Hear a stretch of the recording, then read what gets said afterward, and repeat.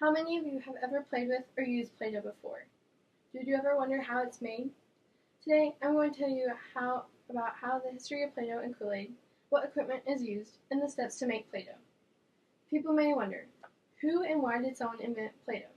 According to Toy Hall of Fame, when Play-Doh was first invented, it started out as wallpaper cleaner. It was invented by Noah McVicker to clean coal residue off the wallpaper. At this time, wallpaper cleaner was a hot commodity because coal was leading the way to heat their home.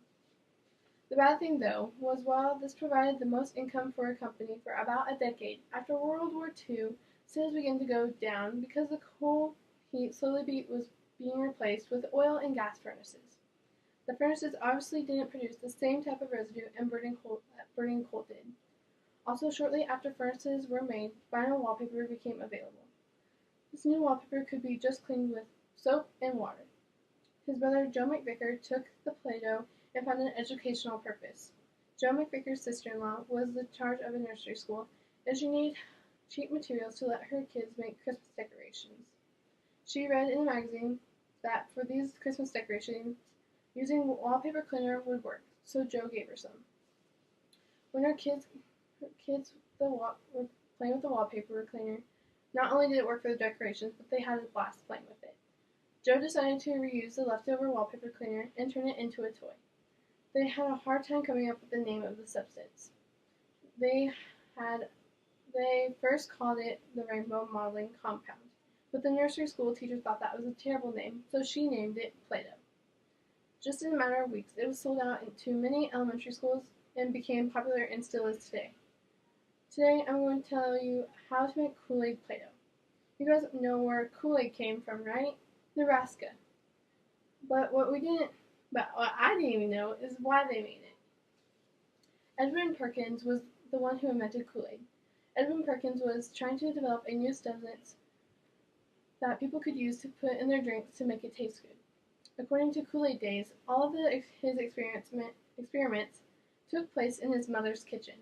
Once he found how to make a powder substance, he started to make a liquid substance called Fruit Smack.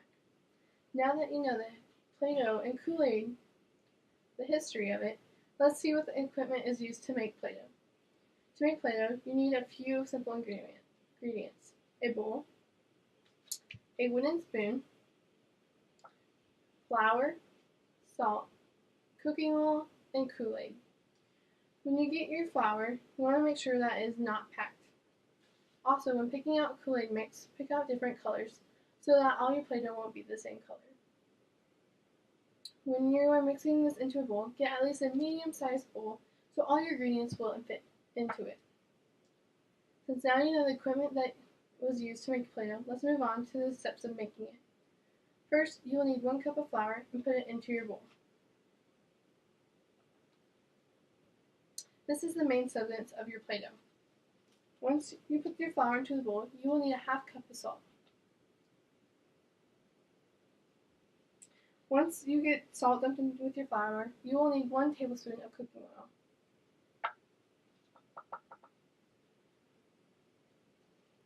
So at this point, it looks kind of boring and white. How does it get its color? There are a couple options. For this recipe I'm using, you will need 1 package of Kool-Aid. Now, since all of this is in your bowl, you need to mix it up.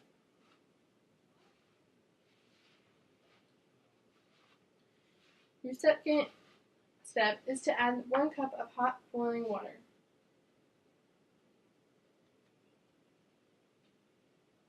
If you use cold water, it won't turn out as good.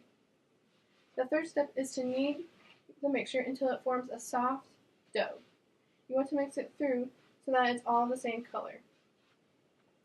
The last step you do is put it in an airtight container into the fridge until it is ready to use, and it will look like this. Today, I've talked about the history of Play-Doh and Kool-Aid, what equipment is used, and the steps to make Play-Doh. I hope this presentation today shows you how easy it is to make Play-Doh, and I hope you learned something about Play-Doh that you never knew before.